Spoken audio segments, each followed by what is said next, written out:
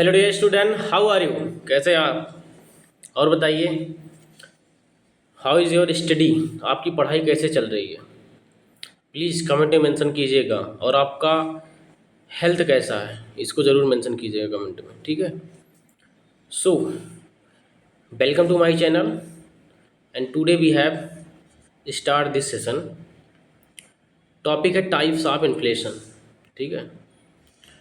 क्या है कि एक थॉट है, संघर्ष is the best quality of human being, और उसमें से स्टूडेंट के लिए खासकर, ठीक है? संघर्ष जो है एक बहुत ही बेहतरीन क्वालिटी है, ठीक है, ह्यूमन बीइंग के लिए। Without this human being can not survive. अगर सर्वाइव करेगा बिना इसके, मतलब हर इंसान को संघर्ष तो करना ही है, चाहे अब करो चाहे कुछ दिन बाद करो। और अगर तुम नहीं करोगे तो ये नेचर तुमसे करवाएगी, ठीक है? तो नेचर तुमसे संघर्ष करवाएगी। और ख़ासकर स्टूडेंट के लिए जो इस समय पढ़ाई कर रहे हैं, जो इस समय तैयारी कर रहे हैं यूपीएससी एसएससी के लिए, तो उनके लिए संघर्ष तो नियमित है। अगर वो उस संघर्ष को करेंगे नहीं तो उनके जीवन में संकट तो ख़त्म होंगे नहीं, ठीक है? क्योंकि वो तय हैं, जब संकट आएंगे तभी तुमको निखारेंगे, और तभी तुम्हारी जो अंदर की क्वालिटी है वो निकल के बाहर आएगी ना। क्योंकि ये रश्मि रथी में लिखा गया है ना कि प्रसादों के कनकाब शिकर और होते हैं कबूतरों के ही घर। प्रसादों के कनकाब शिकर होते हैं कबूतरों के ही घर, और गरुड़ न रहता महलों में। इस चीज़ को ध्यान देना, गरुड़ न रहता महलों में और रहता है कहीं पहाड़ों पे और सैलों की फटी दरारों पे। यहाँ से सोचो मैं क्या कह रहा हूँ, ठीक है? This is the quality of student. ये होनी चाहिए तुम में, तब तुम्हारा ये मस्तिष्क काम करेगा। समझ में? कंचन पर कभी ना सोता है, समझ में? बिस्तर नहीं चाहिए उसको, यहाँ थोड़ी रहता है। जो बड़े बड़े महल बने हैं, बड़े बड़े बिल्डिंग्स बन गए हैं, एंटिला हाउस, ये हाउस वो हाउस, गरुड़बाज वहाँ नहीं रहते, वहाँ कबूतर रहते हैं।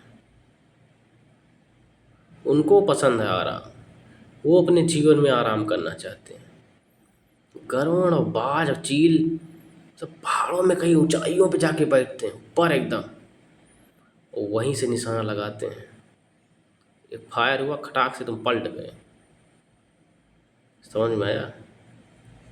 अच्छा, कभी तुमने मतलब बहुत कम ही सुना होगा, तो शूटर जो होते हैं वो नीचे बैठ निशाना नहीं लगाते हैं, ऊपर ही रहते हैं। उड़ान भरो यार जीवन में ना। रॉकेट में जितनी आग लगती है उतने ऊंचे उड़ता है। इसको खोलो, ये जो है इसको ओपन करो, ये जरूरी है। This is a time, this is perfect time. इसके बाद समय नहीं मिलेगा तुम्हें। जितना ओपन कर पाओ उतना ओपन करो इसको। प्रैक्टिस कहाँ तक? इंड तक प्रैक्टिस, अभ्यास मृत्यु तक। किसी भी चीज़ में इस लेवल तक करो। तुम चीज़ों को छू के हट जा रहे हो, तुम पढ़ प्रैक्टिस थोड़ी कर रहे हो, तुम चीज़ों को टच करके वहाँ से हट जा रहे हो, ठीक है? तुम प्रैक्टिस कर ही नहीं रहे हो। प्रैक्टिस मतलब शुरू से अंत तक तुम रीजनिंग और जीएस इसको पढ़ रहे हो ना, तुम सिर्फ टच कर रहे हो, तुम इसको पढ़ ही नहीं रहे हो। तुम अगर इसको पढ़ते तो यहाँ से तुम नई चीज़ें निकालते। तुम ही बताना, कमेंट में लिखना, तुमने जितनी भी चीज़ या फिर जितनी भी किताबें पढ़ी हैं अभी, क्या उनको पढ़ के तुमने कोई नई किताब बना पाए हो? ये होती है पढ़ाई। पढ़ाई मतलब केवल ये नहीं पढ़ के जाओ नौकरी पा जाओ, नहीं। पढ़ाई मतलब उनको पढ़ के एक नई किताब की रचना कर दो, ये होती पढ़ाई। यहाँ से सोचो, बुद्धि लगाओ, सोचा करो, चिंतन। तुम चिंतन करते हो नहीं, तुम ये क्या बोलते हैं, चिंतन। तुम इस चीज़ को नहीं करते हो। इसीलिए परेशान हो। तो इसको खोलो, ये जो क्या कहते हैं, कई पाउंड के इसको रखे हो, इसको निकालो। मतलब हथौड़ी लेके मत जुट जाना, इसको निकालो, माइंड को परफॉर्मेंस पे लगाओ, तब चीज़ें चेंज होंगी। संघर्ष तो करना पड़ेगा जीवन में, बिना संघर्ष के वो क्वालिटी तुम डेवलप कर ही नहीं सकते हो अपने अंदर। ये नियमित है। आज जवानी में नहीं करोगे तो प्रकृति तुमसे तुम्हारे बुढ़ापे में संघर्ष करवाएगी, और करवाएगी जरूर। बिना करवाए तुमको यहाँ से, धरती से तुम्हारा शरीर छोड़ने ही नहीं देगी। बात समझ, जवानी है, इतना संघर्ष को, इतना कुछ करो यार, कांड करो, बड़े बड़े कांड करो, डरो बिल्कुल मत।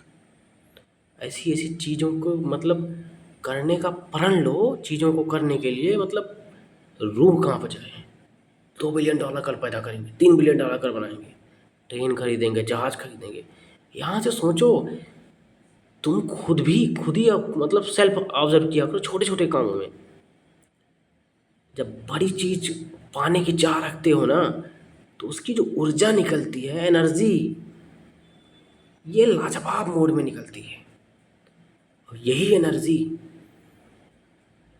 उत्साह पैदा करती है, और यही उत्साह तुम्हारे हाथ पैर आंख नाक सबको मजबूत करते हैं। बढ़ो, चलो उस लेवल पे काम करते हैं जहाँ के लिए हम बने हैं। तुमको पता चलता है ना यार, तुम किस लेवल के हो। अगर चीज़ों को समझोगे ही नहीं, प्रयास ही नहीं करोगे वहाँ तक जाने के लिए, तो चीज़ें होंगे कैसे। इसीलिए इसको खोलना ज़रूरी है। और सबसे बड़ी बात, अगर इस समय आराम कर रहे हो तो उठ जाओ, क्योंकि तुम अपने लिए खतरा पैदा कर रहे हो, और यही खतरा तुमको एक दिन डैमेज कर देगा। डर हटाओ अपने आप से। इस मस्ती में जो डर बैठाए हो कि मैं 5 घंटा 7 घंटा बैठ के पढ़ूंगा तो मर जाऊंगा, ये हो जाएगा, कुछ नहीं होगा, कुछ हो ही नहीं सकता तुमको। ठीक है, इस शरीर को इतना देर तक बैठ के पढ़ो, पढ़ो ही क्या, मत जो भी वर्क तुमको करना है, any work which you want, जो कुछ भी तुम चाहते हो, अनलिमिटेड तक जाओ। अपना लिमिट देखो, ऐसे एक पेपर लो या फिर शीशा लो, वहाँ पे खड़े हो, बोलो तुम्हारी लिमिट कितनी है, अपने आप से पूछो। तुम्हारे दिमाग से आवाज़ आएगी, सर 7 घंटा, अंदर से सर 7 घंटा, मुझे 12 पढ़ना है, और तुम 12 पढ़ो। जैसे पहले दिन जब दौड़ने जाते हो तो नसें क्या कहते हैं, खींचती हैं, कॉन्ट्रैक्ट होती हैं, फिर श्रिंक होती हैं, होती कि नहीं होती, दर्द होता है ना। लेकिन तुम धीरे धीरे चलते जाते हो तो उसकी औकात, उसकी लिमिट, उसकी कैपेसिटी बढ़ जाती है। बात समझो। और जब चीज़ें बढ़ जाती हैं, तुम ज़्यादा पाने लगते हो, तुम ज़्यादा दौड़ने लगते हो, तो ये इसकी भी लिमिट बढ़ाओ। तुमने इसको सीमित करके रखा हुआ है। अरे सर ने कहा था उस वीडियो में मुझे 8 घंटा सोना है, मुझे 3 घंटा पढ़ना, मुझे ये करना, मुझे, तुमने यहाँ सीमित कर दिया चीज़ों को। क्यों सीमित कर रहे हो यार खुद को। तुम महान इंसान, हर व्यक्ति के अंदर एक ऐसी क्वालिटी है जो उसको बिल गेट्स से ऊपर बना सकती है।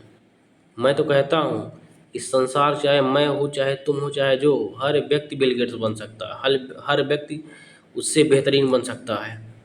एलॉन मस्क और रतन टाटा और धीरू भाई अंबानी, हर व्यक्ति बन सकता है, हर व्यक्ति। लेकिन उसको अपने अंदर की क्वालिटी पहचानने की ज़रूरत है, इसको खोलने की ज़रूरत है। अगर ये ओपन ही नहीं होगा यार, तो फिर मज़ा ही नहीं आएगा। तो इसीलिए इसको किया करो, ये चिंतन सोचा करो। तुम्हारी सोच ही गलत डायरेक्शन में है ना यार।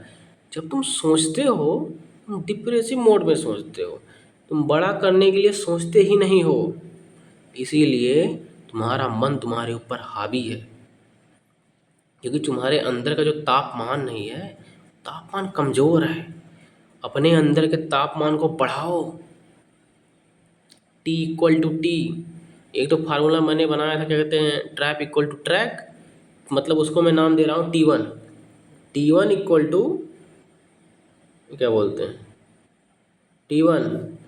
इसका मतलब है ट्रैप इक्वल टू ट्रैक, किसी चीज़ को करना, उसमें ट्रैप होने की संभावना 100% है। जब चाहे जो चीज़ तुम चालू करोगे उसमें ट्रैप होने की संभावना 100% है, लेकिन जब तुम उसको ट्रैक करोगे तो ट्रैप होने की संभावना ख़त्म हो जाएगी। दूसरा फार्मूला है T2 इक्वल टू T2। इसका मतलब टेम्परेचर इक्वल टू टारगेट। जितना बड़ा टारगेट होगा उतना ही अधिक टेम्परेचर होगा, और जितना अधिक टेम्परेचर होगा और उतना बड़ा टारगेट होगा। मतलब T2 directly proportional to the T2 के। ये टेम्परेचर, ये देखो टेम्परेचर किसके प्रोपोर्शनल है? टारगेट के।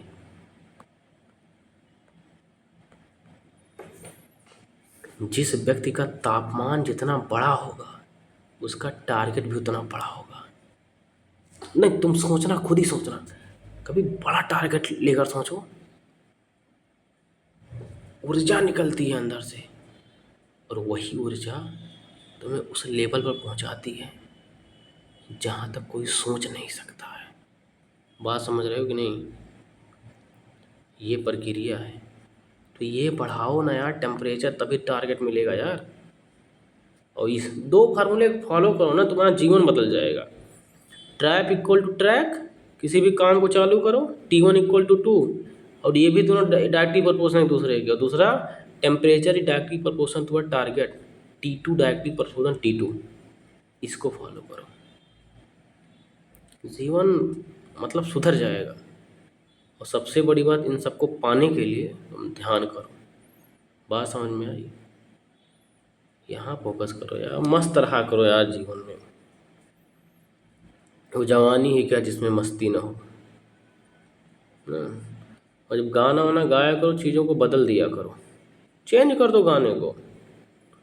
वो जवानी जवानी है क्या जिसमें कोई मस्ती ना हो, और बिना मस्ती की उसमें कोई कहानी ना हो। मस्ती है तभी कहानी है, जब तुम चीज़ों को मज़े में करते हो तभी चीज़ें होती हैं। ठीक है, तो जो मैं बता रहा हूँ उसको समझना ध्यान से। तो आज के टॉपिक को शुरू करते हैं। इन्फ्लेशन के प्रकार, टाइप्स ऑफ इन्फ्लेशन। ठीक है, अब इन्फ्लेशन तो पता है तुमको, महंगाई, सिंपल। कई बार क्या होता है तुम्हारे दिमाग में जैसे आएगा इन्फ्लेशन, तुम घबरा जाओ, क्या होता है इन्फ्लेशन? इन्फ्लेशन मतलब महंगाई यार, सीधी बात। तो कुछ नहीं पढ़ना, बस महंगाई, तुम डायरेक्ट उसको, हाँ महंगाई, इसी से सब कुछ रिलेटेड पढ़ो। तो क्या होता है, किसी फालतू की चीज़ में जब तुम डीप में चले जाते हो तब दिमाग नहीं काम करता है। समझ रहे हो बात? आगे देखो, types of inflation depending upon the range of increase and its severity, inflation may be classified into 3 broad categories. मतलब जो इन्फ्लेशन का रेंज है, इंक्रीज या डिक्रीज होता रहता है। ठीक है, कभी क्या कहते हैं, कंडीशन बहुत बुरी आ जाती है, कभी कंसोलिडेशन मोड चलता है, कभी इक्विलिब्रियम कंडीशन में चल रहता है। ठीक है, कभी डायरेक्ट अपर सर्किट लगा लेता है, V कर्व रहता है, U कर्व रहता है। इन्फ्लेशन की बात कर रहा हूँ। तो इसके डिफरेंट डिफरेंट जो कि कैटेगरी में इसको डिफाइन किया गया है। और देखो, कैटेगरी इसलिए बांटी जाती है किसी भी चीज़ की जिससे आप उसको पढ़ सकें। मतलब कोई कैटेगरी बनेंगी, उस कैटेगरी के अंदर डिफरेंट हेडिंग रहेंगी, उस हेडिंग से रिलेटेड कंटेंट रहेंगे। ठीक है, तो जो हेडिंग से रिलेटेड कंटेंट होते हैं, हाँ, तो उस हेडिंग के जरिए आप उस कंटेंट को याद रखते हो। नहीं तो अगर एक टॉपिक दे दिया इन्फ्लेशन, उससे पूरा आप डाटा नहीं याद रख सकते हो। याद क्या रखना, यहाँ पे समझना है। आगे बढ़ते हैं, low inflation. Such inflation is slow and predictable. ये इन्फ्लेशन जो होता है ना, स्लो होता है, इसमें फ्लैक्चुएशन कम होती हैं, और इसको प्रेडिक्ट किया जा सकता है, कि अंदाज़ा लगाया जा सकता है कि अगर आज इन्फ्लेशन लो है तो आने वाले 10 दिन में कितना होगा या 20 दिन में कितना होगा। ठीक है, क्योंकि इसका कुछ बेस पॉइंट होता है, उसी रेंज में ये ग्रो करता है, उसी रेंज में फ्लैक्चुएट होता है। अगर इसका फ्लैक्चुएशन ज़्यादा रहेगा तो तुम इसका अंदाज़ा नहीं लगा पाओगे। ठीक है, क्या होता है, जब तुम शेयर मार्केट के ग्राफ को, कभी आप ध्यान से देखना, शेयर मार्केट वगैरह चलाया करो, उससे कई चीज़ें सीखने को मिलती हैं। बात समझ में आई? जब उसके ग्राफ को ध्यान से देखोगे, उसमें कई ग्राफ होते हैं, प्रोग्रेसिव ग्राफ होता है, फिर क्या कहते हैं, रिग्रेसिव ग्राफ होता है। ठीक है, उसी तरह से एक कंसोलिडेशन ग्राफ होता है, इस तरह चलता है, धीरे धीरे धीरे धीरे धीरे धीरे, तब उसके बाद ऊपर जाता है। ठीक है, तो ये वाला जो पोर्शन है ये इसी की बात कर रहा है। ये तुम लो इन्फ्लेशन से रिलेट करके इसको पढ़ सकते हो, ये बेटर फैक्टर है पढ़ने का। अब चीज़ों को जब तुम वहाँ से कनेक्ट करोगे तब समझ में आएगा, क्योंकि ये जो ग्राफ का अप्स एंड डाउन है, अप्स एंड डाउन है, इसको साइंस में क्रेस्ट और ट्रप कहते हैं। ऊपर वाले को शायद क्रेस्ट कहते हैं, नीचे वाले को ट्रप कहते हैं। ठीक है, साइंस भी पढ़ा करो, अच्छा लगता है। तो ये अप एंड डाउन जो लगा है ना, लेकिन स्मॉल स्मॉल गैप लिया है इसमें। ठीक है, तो ये लो इन्फ्लेशन के साथ जो ग्राफ बनेगा, लो इन्फ्लेशन कुछ इसी तरह बनेगा। ठीक है, तो मतलब लो इन्फ्लेशन को ट्रैक करना वो स्लो होता है, आसानी रहता है। हाँ, उसको ट्रैक करना, प्रेडिक्ट करना आसान रहता है। which might be called a small or the gradual inflation. This is a comparative term. ये एक comparative term है which puts is opposite to the faster, bigger and unpredictable inflation. ये एक्चुअली में कंपैरेटिव होता है, जो इसका हाइयर इन्फ्लेशन मोड होता है, जहाँ पे डायरेक्ट क्या कहते हैं फ्लैक्चुएशन आ जाता है, फिर डाउन हो जाता है, फिर अप हो जाता है। तो इससे हम इसको प्रेडिक्ट कर सकते हैं। ठीक है, तो ये प्रक्रिया है थोड़ी, समझ में आया आपको? तो इस तरह से आप इसको प्रेडिक्ट कर सकते हैं, और इस तरह से उससे आप इसको कंपेयर कर सकते हैं। बात समझ में आई? आगे देखते हैं। Low inflation take place in a longer period. ध्यान देना इस चीज़ को, ये जब कंसोलिडेट करता है ना इसी तरह से, ये लॉन्गर पीरियड भी लेता है, धीरे धीरे। एक्चुअली में ये इफेक्ट भी नहीं करता, लेकिन ये लॉन्ग टर्म में अधिक इफेक्ट करता है। ठीक है, longer period and the range of increase is usually in single digit. और सबसे बड़ी बात देखो, कुछ पॉइंट इसमें याद रखो, तुम्हें लो इन्फ्लेशन खत्म, क्लियर समझ में आ गया। स्लो होता है, प्रेडिक्टेबल होता है, इसको हम ट्रैक कर सकते हैं। अब इस ग्राफ के नज़रिए से तुम समझ लेना, अगर आज इतना बढ़ा है तो 10 दिन बाद कितना बढ़ेगा, हफ्ते बाद कितना बढ़ेगा, तुम इसको ट्रैक कर सकते हो। It is predictable. ओके, आगे देखो, ये ग्रेजुअल शुरू होता है, पता चल गया। ये एक्चुअली में सिंगल डिजिट में बढ़ता है,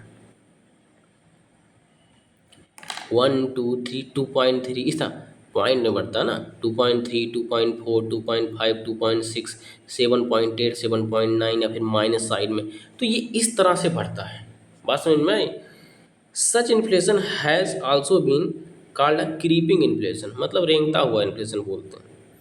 इन्फ्लेशन बी में take an example of monthly inflation rate of country of the 6 month being 2.3%, 2.6%, 2.7, as actually I have already explained that 3.1%.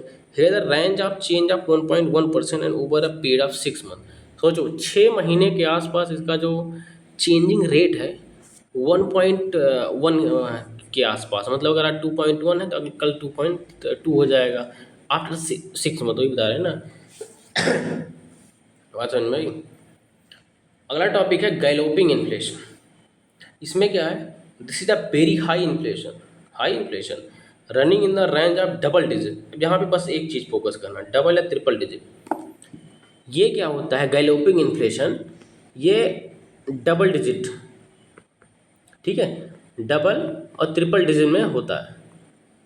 इस चीज़ को आप समझ लेना, डबल या ट्रिपल डिजिट में होता है। ये मेन पॉइंट इसका क्या कहते हैं, कनेक्ट करने का गैलोपिंग इन्फ्लेशन, या फिर एक्सप्लेन करने के लिए। ठीक है, 20%, 100%, 200% इन अ ईयर।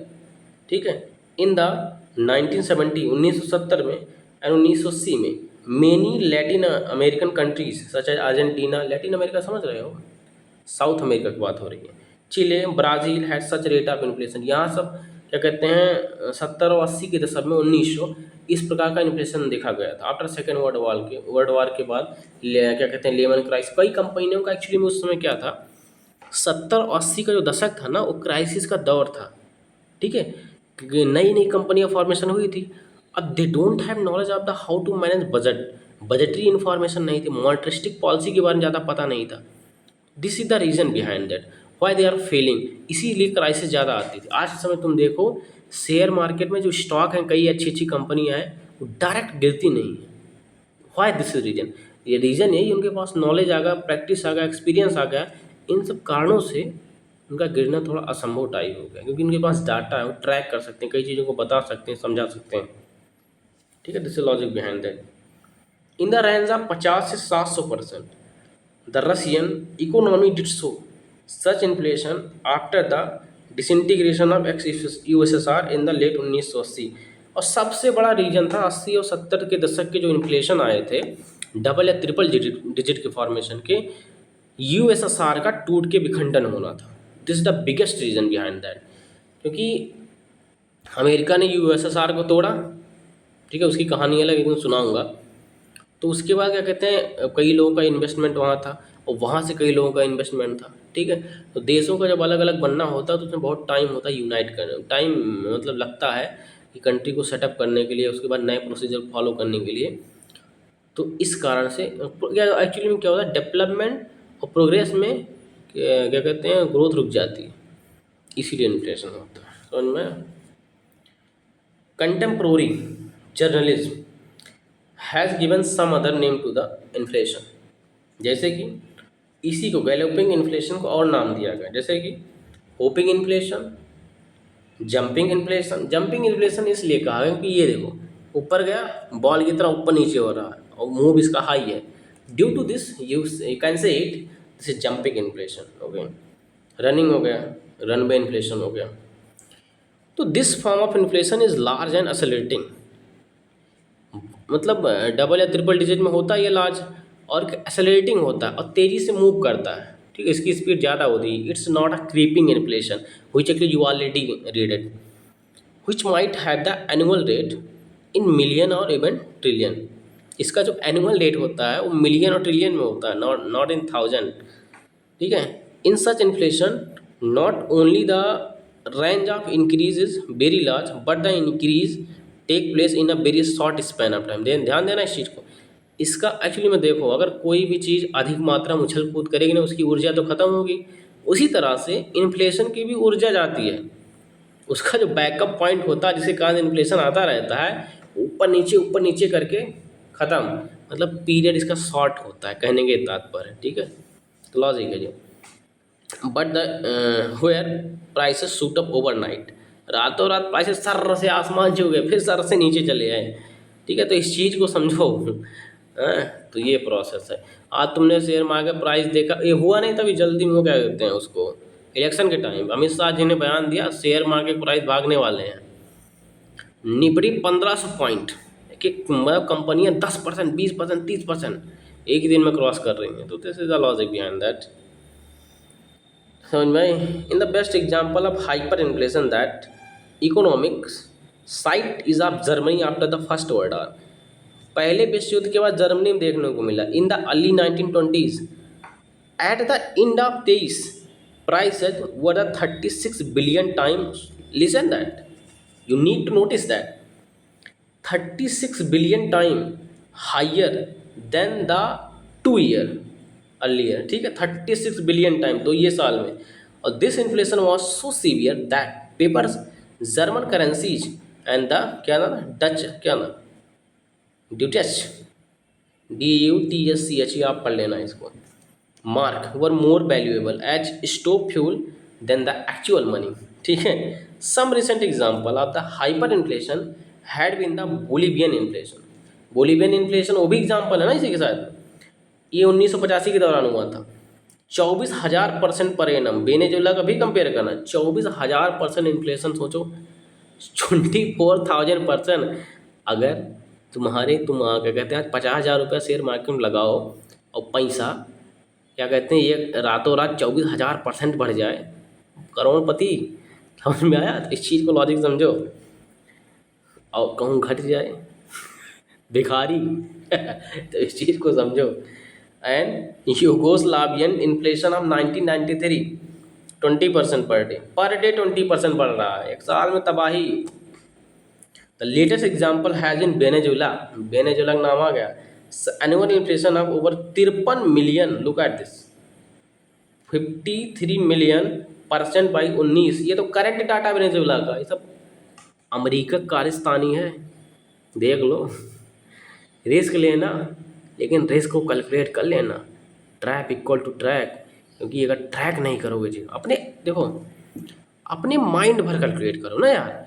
तुम देखो क्या किया करो, डिप्रेशन कभी नहीं जाओगे, तरीका बनाओ, किसी चीज़ का टारगेट बनाओ, ये टारगेट है, ठीक है। अब इसको ट्रैक करो, जितना तुम्हारा माइंड काम करता है, 1 direction, 2 direction, 3 direction, 4 direction, 5 direction, 6 direction, इस डायरेक्शन में जितना तुम सोच पाओ, जितना अधिक सोच पाओ, उतना तुम सोच के लिस्ट बना लो कि हाँ इतनी इतनी संभावना है, ये हो सकती है, इतनी इतनी संभावना नहीं है, इसलिए ये नहीं हो सकता है किसी भी प्रक्रिया में। तुम इतना बना लो, इतना बनाने को बस तुम शांत हो जाओ।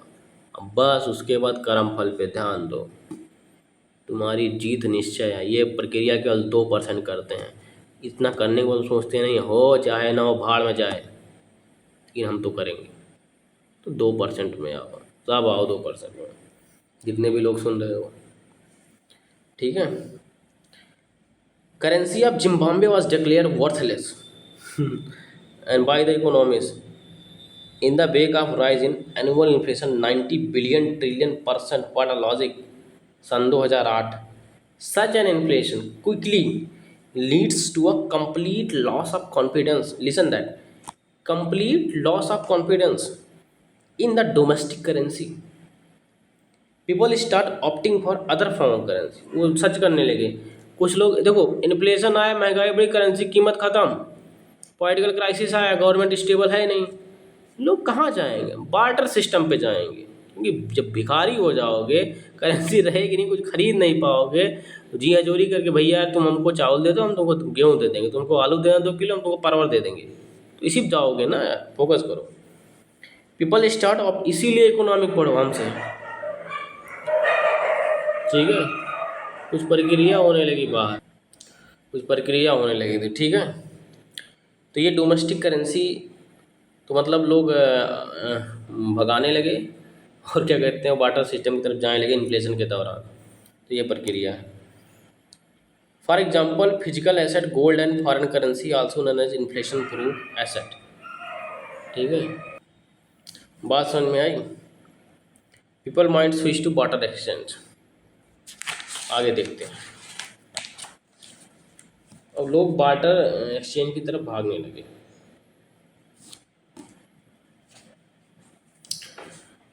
जब तुम्हारे पास पैसा ख़त्म हो जाएगा, नौकरी नहीं रहेगी, तुम कहाँ जाओगे? मांगोगे ही ना। तो बस वही हाल हुआ, या दूसरे दूसरे का छीन के छोड़ के खाओगे तुम। तो बात को समझो। तो ऐसे ही प्रक्रिया होती है। आज की क्लास हम यहीं पे समाप्त करते हैं। बाकी ध्यान पे हमारा एक वीडियो आने वाला, उसको देखिएगा ज़रूर। समझ में आया? और ताकत पैदा करो जीवन में, क्योंकि उसके बिना तुम संघर्ष कर नहीं सकते हो। लाइफ तुम्हारी जो है 2 चीज़ पे डिपेंड है, मेंटल पावर और फिजिकल पावर, और दोनों को तुम्हें बैलेंस करना है और लेना है दोनों को, ठीक है। एक चीज़ को लोगे तो दूसरे को लेने से मना कर देगा, और दूसरे को लोगे तो पहले को लेने से मना कर देगा। इस चीज़ को समझना, और लेना दोनों है, बिना दोनों के सरवाइव नहीं कर पाओगे। बात समझ में आई? तो फोकस करो उस चीज़ पे जो तुम्हें चाहिए, ताकत। उसके सिवा किताब तब ख़त्म है, ठीक है। और रश्मि रथी वगैरह पे ध्यान दो यार। बात समझ में आई? ये सब लिटरेचर पढ़ा करो, वीर रस खुद से लिखा करो, बनाया करो कविता ना। वो जवानी जवानी ही क्या जो खूह में नहाती नहीं, ठीक है। इनसे जोश आता है बॉडी में। गलत कामों में दिमाग मत लगाओ, और पढ़ाई खूब करो। किताब को पढ़ के किताब लिखने की कोशिश करो, उससे निचोड़ निकालो, ऐसी ऐसी थ्योरियाँ निकालो कि जो पहले वाली थ्योरी वो फेल हो जाए, तुम्हारी थ्योरी उससे लाख गुना बेटर हो। ये इस पे काम करो यार। तुम नौकरी के पीछे क्यों भागते हो जब पढ़ते हो? जब तुम्हें मौका मिला है पढ़ने का, तुम रिसर्च करो, डाटा उठाओ, उससे इनोवेशन करो। उसमें तुम इस पे काम करोगे, अपने अंदर विजडम पैदा करो, इसकी चिंतन करने की शक्ति बढ़ाओ गुरु, नहीं तो जीवन गया। बात समझ में आया? चिंतन करो। तो आज हमने आपको दो फार्मूला बताया, पढ़ाई तो होती रहेगी। दो फार्मूला बताया, T1 directly proportional T2, sorry T1 directly proportional T1, T1 equal to T1। दूसरा फार्मूला है T2 इक्वल टू T2। पहला है ट्रैप इक्वल टू ट्रैक, दूसरा है टेम्परेचर इक्वल टू टारगेट। इसको फॉलो करो, ठीक है, माइंड को एक्टिवेट करो। Okay, thank you for watching this session. आगे हम पढ़ाएंगे इकोनॉमिक, ठीक है, पढ़ते रहिए आप, पढ़ाई करो ज़बरदस्त। ओके, बाय बाय, जय हिंद।